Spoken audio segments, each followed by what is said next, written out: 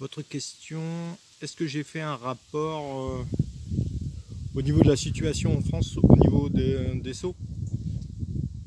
Oui, oui, j'ai fait un rapport d'abord à mon club de race, le CFCBB, Club français du chien de berger belge, et j'ai fait également un rapport au GTR il y a une dizaine d'années, même, même je crois que j'en avais refait un autre. Alors je pense qu'ils ont dû l'étudier, hein, parce que c'est quand même des gens très sérieux. Après, bon, ben, il faut faire des réunions et tirer un constat de ce genre de rapport. Oui, mais vous savez, le rôle des personnes qui rentrent dans des commissions, que ce soit pour les clubs de race ou pour des groupes ring, campagne, mondial etc., c'est de faire des rapports et d'expliquer les choses qui vont bien, mais aussi d'expliquer les choses qui vont mal. Donc vous avez cette relation un petit peu ambiguë où des fois vous avez les personnes cynophiles qui travaillent dans ces commissions, dans ces groupes, qui sont heureux de vous rencontrer, et d'autres qui sont un petit peu moins, parce qu'ils savent que vous allez annoncer quelque chose de pas toujours facile à entendre. Mais bon, nous, notre rôle, c'est ça. Hein. Quand le club du chien français de berger belge m'a recruté dans les années 90, ils m'ont recruté parce que, justement, j'avais déjà à l'époque une vision du berger belge assez conséquente et contenue. J'avais un bagage qui me permettait d'avancer certaines choses. Et c'est pour ça qu'ils m'ont recruté. Si je n'avais pas été quelqu'un d'intéressant, je pense qu'ils auraient plutôt recruté. Vous savez, dans les clubs de race, ils sont plus enclins à recruter des gens des cynophiles avec un œil un peu plus, on va dire, aiguisé sur tout ce qui est sélection en exposition. Après, vous regardez la masse des clubs de race en France, le club français du chien de berger belge a justement cette intelligence et cette force qui fait que nous avons une partie exposition et une partie travail très très bien entretenue parce que nous avons tous des capacités à ce niveau-là. Oui, c'est ça. Si vous avez par exemple, vous allez avoir un changement, que ce soit au niveau d'un exercice ou que ce soit au niveau social ou à tout niveau, vous avez tout de suite des experts qui vont analyser ce que ça peut apporter en bien et ce que ça peut apporter en mal. Ensuite, il faut traduire le rapport dans les diverses commissions, expliquer notre façon de voir les choses, parce que bon, c'est pas la façon d'une personne, mais de plusieurs. Si elles se regroupent, là, par contre, ça peut poser un problème dans la, comment dire, dans l'élaboration du futur exercice ou dans l'élaboration de la future loi ou d'un futur changement, comme par exemple scinder des parcours en deux, établir un XO, je ne sais pas, baisser la palissade, mettre un plan incliné, tout ça, on part pas d'un concept en disant voilà il faut faire ça parce que ça peut choquer l'opinion publique de faire sauter un chien sur une palissade parce que voilà c'est pas bien de faire travailler des chiens quand il fait chaud, voilà, tout ça ça se traite en sélection canine puisque nous sommes là pour ça avant tout, pour la sélection canine. Nous ne sommes pas là pour nous ou pour un faire valoir ou pour quoi que ce soit, on est juste là pour s'assurer que la sélection canine reste dans les rails que nos précurseurs avaient souhaité. Au niveau de la récompense, oui, ça a toujours été un problème. J'ai connu une époque où on pouvait par exemple récompenser le chien à la sucrerie sur le terrain. On avait le droit de faire ça, puis petit à petit ça s'est enlevé. Donc on a commencé à structurer des exercices vraiment mis en place parce que le chien aimait faire son exercice. En fait, le maître voulait garder un lien avec le chien sur le terrain et sur une base de travail. Donc de temps en temps, pour être sûr qu'il soit avec lui donner une petite sucrerie, une petite croquette, etc. Mais ça a vite été enlevé. Ah oui, aujourd'hui ça va un peu loin, oui, oui, un boudin pour un seau, une balle pour un autre, une croquette pour ci, oh là là, c'est assez, ça devient un peu délirant. Mais bon, il faut revoir nos étymologies et les connaître, parce que si vous voulez, dans la nature, si vous prenez la base, parce que tout le monde est en train de dire oui, le berger belge, c'est un chien avant tout, un chien de troupeau, etc. C'est un chien de berger. Oui, justement, si vous regardez un chien évoluer comme chien de troupeau, j'ai jamais vu un berger courir après son chien quand le chien récupère une brebis égarée, courir après lui, lui donner une croquette ou jouer à la balle avec lui. J'ai jamais vu ça. Le chien fait ça parce qu'il est fait pour ça et il aime ça. Donc il faut bien concentrer nos idées et notre esprit sur le fait que le chien travaille parce qu'avant tout, il aime ça. Il aime travailler et il est fait pour ça. Ouais.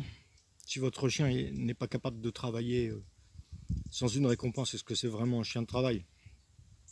Si vous récompensez sans cesse un exercice, par exemple comme un saut, ou normalement un chien de travail, que ce soit un berger belge, un berger allemand, ou n'importe quel chien qui pratique le ring, ou le campagne, le monde du ring, ou ce que vous voulez, il n'a pas besoin de ça. Il a sa nature profonde déjà qui s'exprime sur ce type de travail. Alors si vous surenchérissez systématiquement un effort, est-ce que vous travaillez vraiment avec un vrai chien de travail? Est-ce que vous ne travaillez pas avec un demi-chien de travail? Ensuite, vous allez avoir la récompense systématique, parce que le dresseur a été habitué comme ça depuis ses débuts en dressage. Voilà, il rentre dans une équipe de compétition où tout le monde faisait comme ça, donc lui il ne sait pas trop pourquoi, mais il fait comme ça. C'est ce qu'on appelle, quand on retravaille un petit peu ces éléments en philosophie, on appelle ça le théorème du singe. Le, le théorème du singe, qu'est-ce que c'est? En fait, ce sont des scientifiques qui avaient amené une version de la dépendance et une version d'anticipation sur les choses. En fait, plusieurs singes sont regroupés dans une salle. Dans cette salle, il y a une échelle et en haut de cette échelle, il y a des bananes. Dès qu'un singe monte sur l'échelle, une pluie glacée tombe du ciel. Donc là, c'est terrible parce que les pauvres singes, ils se demandent pourquoi. Donc ils sont systématiquement punis dès qu'ils montent sur cette échelle. Donc au bout d'un moment, dès qu'il y en a un qui essaye de monter sur l'échelle, tous les autres l'attrapent et lui mettent une toise pour pas prendre cette pluie glacée. Donc un jour, plus personne ne monte sur cette échelle, ils ont compris. Donc ils en enlèvent un, ils en font rentrer un nouveau. Et le nouveau, qu'est-ce qu'il fait? Il monte sur l'échelle et les autres l'attrapent et lui mettent une toise, etc., etc. Jusqu'au jour où aucun singe n'appartient à la première équipe. Aucun singe ne monte sur l'échelle, mais ils ne savent pas pourquoi. Il ne faut pas monter sur cette échelle. En fait, ils savent que c'est interdit, tout simplement. Donc voilà, comment par habitude, on va dire, comme c'est très psychologique, vont rentrer peu à peu dans les mœurs. On va faire un truc et on ne sait pas pourquoi. On le fait parce que ceux d'avant faisaient comme ça.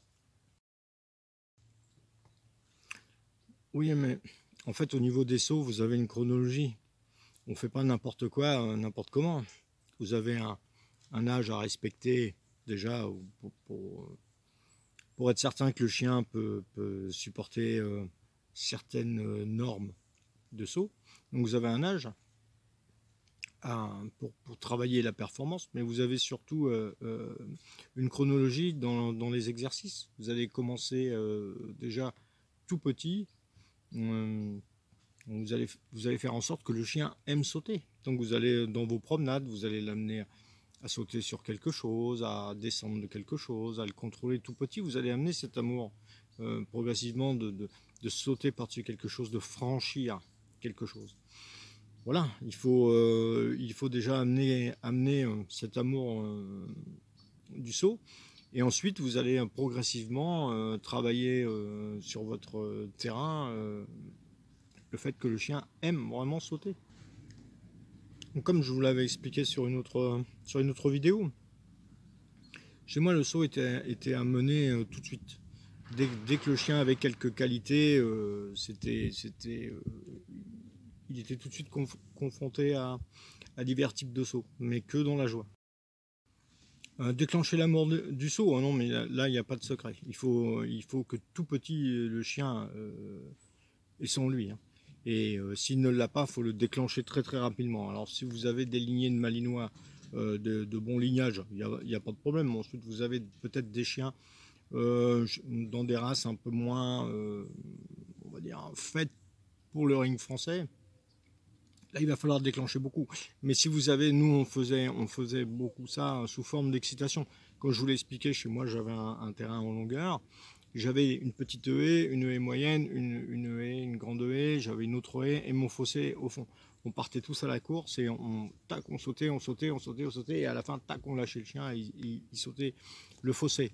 Ensuite, on revenait sur la largeur du terrain et on repartait dans l'autre longueur où là, j'avais une haie fixée et ensuite, j'avais un fossé avec les nouvelles normes, hein, avec les barres. Et là, on recommençait. Et quand on arrivait au bout, on récupérait le chien et on refaisait le tour.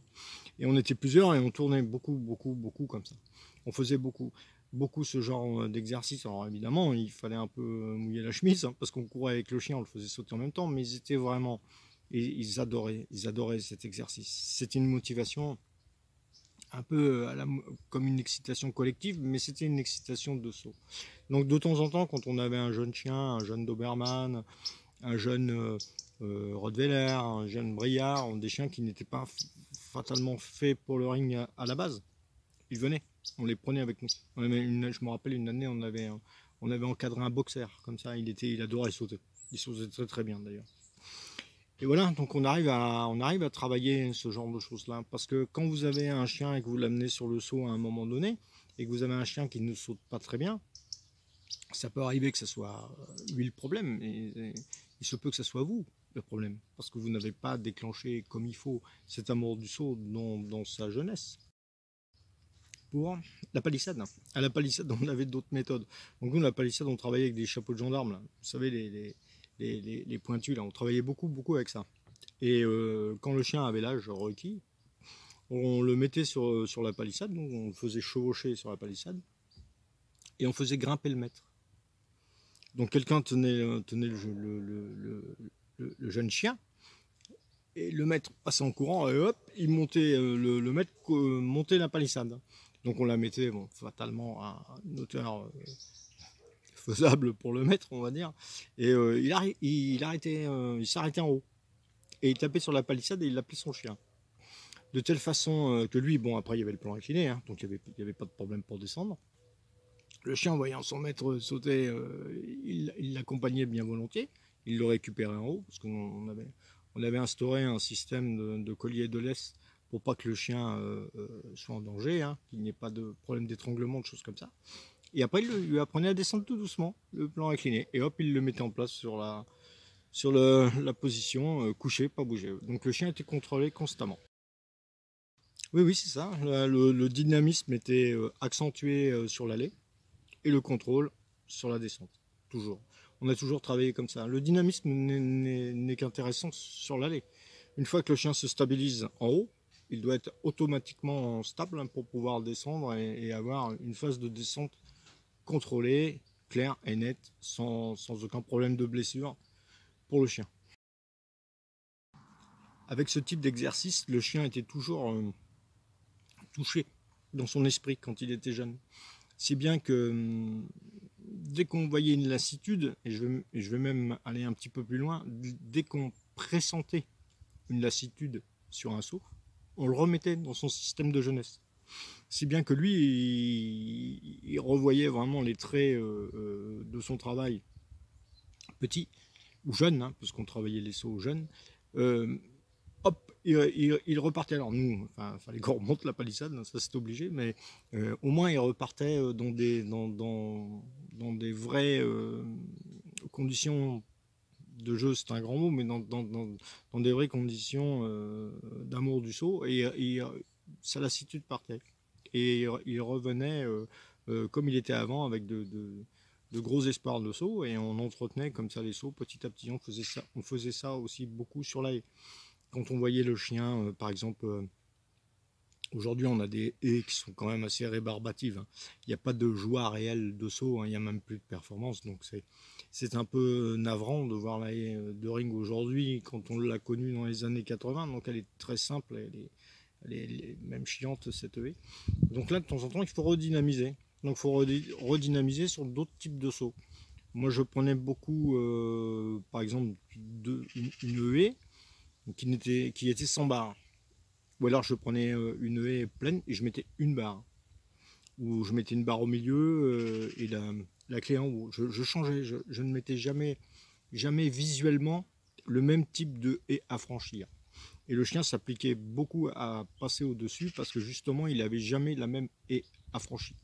Si bien que le jour où il est arrivé sur un concours, si je faisais du mont du ring, il avait une haie moulinée, donc il la passait très bien. Si j'arrivais sur un concours de ring, il avait une haie avec des barres, il la passait très bien. Pour lui, c'était des haies à sauter logique. Après, pour le fossé, comme je vous l'ai expliqué tout à l'heure, j'ai gardé aussi mon trou. Donc je faisais sauter le chien et avec le trou et avec les barres. Et des fois, je mettais les barres sur le trou. Comme ça, j'arrivais toujours à un compromis. Le chien ne savait jamais vraiment quel agrès il allait sauter. Il savait que c'était un saut en longueur, donc il avait des repères, mais il ne savait jamais quel saut type il allait franchir. Voilà, je conservais cette motivation comme ça. Non, parce que si vous faites du ring, au bout d'un moment, vous faites toujours la même chose. Donc le chien, soit vous avez un mordu du saut qui va toujours être OK, auquel cas tant mieux pour vous, hein. Vous avez un chien d'une bonne génétique, une très bonne aptitude sur les sauts, mais vous pouvez tomber sur un chien qui se lasse un peu. Donc au bout d'un moment, vous allez vous retrouver avec un chien qui n'est plus qu'à 50 ou 60% de ses capacités de saut, et c'est en général là que les problèmes arrivent. Il faut toujours anticiper la lassitude pour éviter justement ce genre de choses. La lassitude, vous savez, c'est comme la redondance, hein. Même au bout d'un moment, même pour vous, hein, si vous avez un travail rébarbatif où vous allez travailler sans envie, sans motivation, sans rien, au bout d'un moment où vous allez travailler à 50 ou 60% de vos capacités, ou vous n'allez pas travailler à 100% de vos capacités. Voilà, alors vous savez, dans le chien c'est pareil, sans vouloir faire de l'anthropomorphisme à 2 euros. Vous savez, si le chien il est motivé systématiquement et s'il est heureux de son travail, il va aller à fond, hein.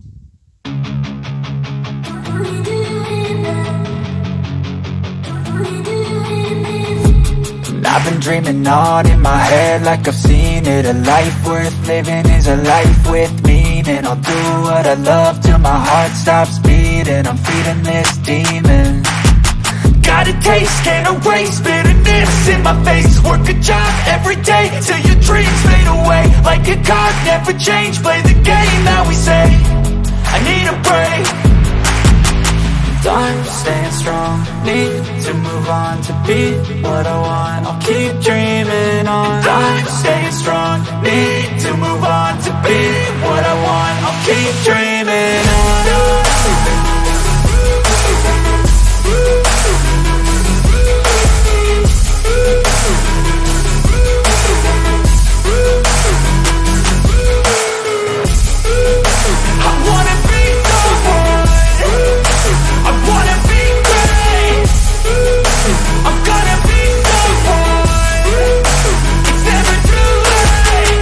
Face on when I chase like that, yeah, I play so strong with a knife in the back. I'ma swing home run like a baseball bat. Gonna see me rise if you hate on that. I don't play both sides, doing me no cap. I'ma ride or die for my dreams on tap. I'ma fly real high, you ain't see me slack. No, it's not how you fall, it's how you get right back up. That's how you get tough. Calluses on my hands so rough, yeah, I call your bluff. I'm not the one, mess with me, come out with none. Cause I'm so done, you had your fun. And now you're gonna face down the barrel of the gun. Cause I got a full clip with your name on it. But I'ma let you slide cause you ain't worth it. I'm staying strong, need to move on to be what I want. I'll keep dreaming on. I'm staying strong, need to move on to be what I want. I'll keep dreaming on.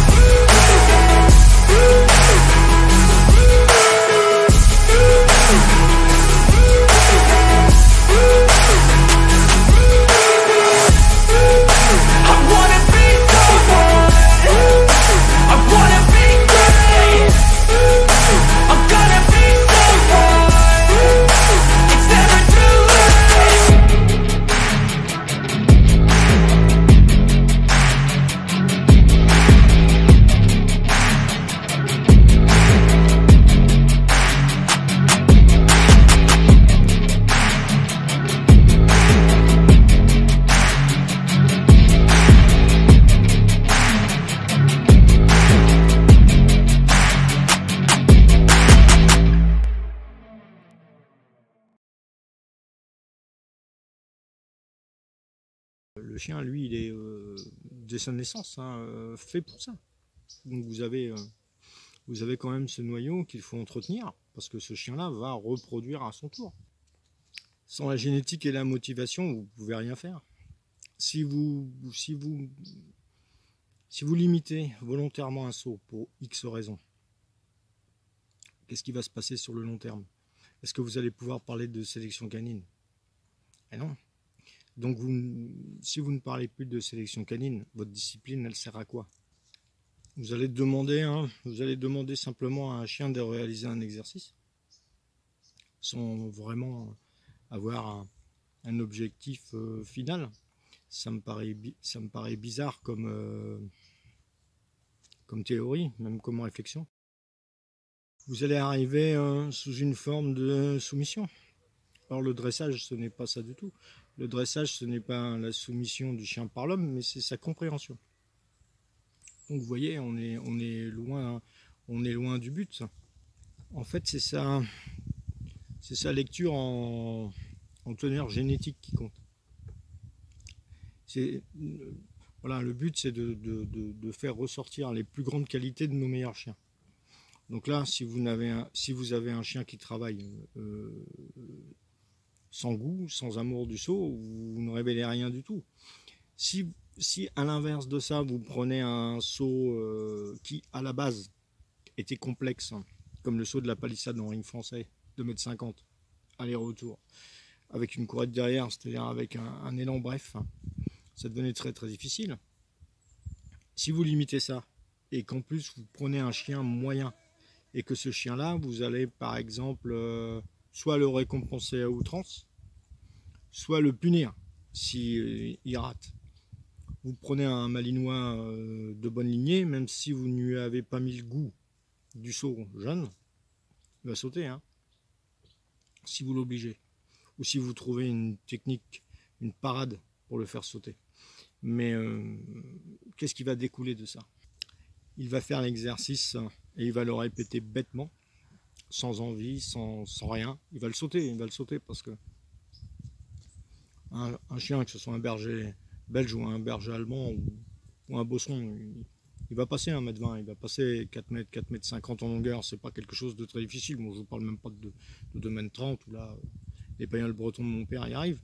Mais vous allez faire quoi par rapport à un chien qui, lui, naturellement, fait beaucoup mieux? Donc vous allez vous retrouver dans un schéma compliqué où ce chien qui a des aptitudes très moyennes va être réintroduit dans le domaine de la sélection canine, parce que lui va reproduire à son tour. Imaginez que vous ayez un chien avec une limite de saut, voilà, un chien qu'il faut vraiment travailler pour qu'il ait 4,50 m par rapport à un chien qui saute 4,50 m sans problème. Alors là, il va falloir repérer le saut, faire les pas réglementaires, revenir, le motiver, lui montrer le saut, parce qu'en fait, quand vous commencez à faire des pas et des mises en place comme ça, c'est que le chien, vous lui montrez le saut quand même, hein. Ça peut être associé à une motivation par rapport au gars qui arrive devant son saut, qui met le chien couché, qui va au saut, X saute, tac. C'est quand même deux choses différentes. Donc voilà, donc ces chiens-là vont être réintroduits à leur tour dans le domaine de la reproduction. Ensuite, il y a la création de lignées. Le chien moyen va avoir une reproduction mâle, mais va aussi avoir une reproduction femelle. Ces femelles vont atterrir dans divers élevages, elles vont resservir aussi à la reproduction. Et qui vous dit que sur ces lignées de femelles avec des sauts moyens, vous n'allez pas remettre encore un chien qui a été travaillé de la sorte, qui lui n'a pas non plus des qualités de saut extraordinaires, que vous allez remettre sur cette femelle qui n'a pas des qualités de saut extraordinaires, etc. etc. Et c'est comme ça que vous commencez à avoir des lignées vraiment avec des conflits actés de saut. Et c'est justement le point de rapport que j'avais envoyé à mon club de race et au GT pour les alerter de ce fait. Parce que une fois que vous avez mis le doigt dans l'engrenage, c'est très très difficile de faire machine arrière. Surtout lorsqu'on a des apports, on va dire, de malinois, de disciplines qui n'ont pas nos techniques de saut et qui n'ont pas notre exigence de saut. Absolument. Le ring est sous forme de pointage, donc si vous n'êtes pas là pour voir les qualités réelles du sauteur, Vous savez pas. Si vous prenez un chien, par exemple, qui a une grande volonté de saut et qui s'est loupé sur un saut, il s'est loupé, il perd un essai parce que trop vif, trop fougueux, je ne sais pas. Bon, il a 58 points de saut. Vous prenez un autre chien qui a 58 points de saut, mais alors qu'il faut prendre des pincettes pour le faire sauter, il faut prendre tout un tas de matériel pour le faire sauter. Vous voyez, vous avez deux types de chiens différents. Si vous n'êtes pas là le jour du concours, ou si le propriétaire du chien ne vous le dit pas, vous avez 58 points de saut sur la feuille de pointage. Comment vous voulez savoir? Vous devez absolument réclamer l'excellence pour pouvoir élever dans l'excellence. Sinon, vous pourrez un jour ou l'autre, vous ferez des demi-chiens de travail qui reproduiront sur des demi-chiens de travail qui feront des quarts de chiens de travail, et puis etc. etc. Donc vous avez cet élément qui va se répercuter également sur d'autres phases. Bon, au niveau des phases d'obéissance, vous arriverez toujours avec des chiens actés sur des lignées de travail à les faire obéir. Ils sont faits pour ça, ils ont un gène récitatif qui est très poussé.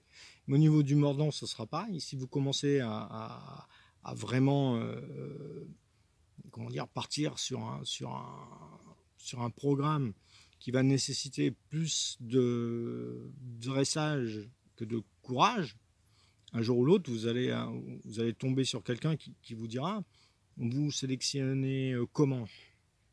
Et là, vous n'aurez plus d'argument de sélection pour dire « voilà, on sélectionne parce que voilà, on fait comme ci, comme ça ».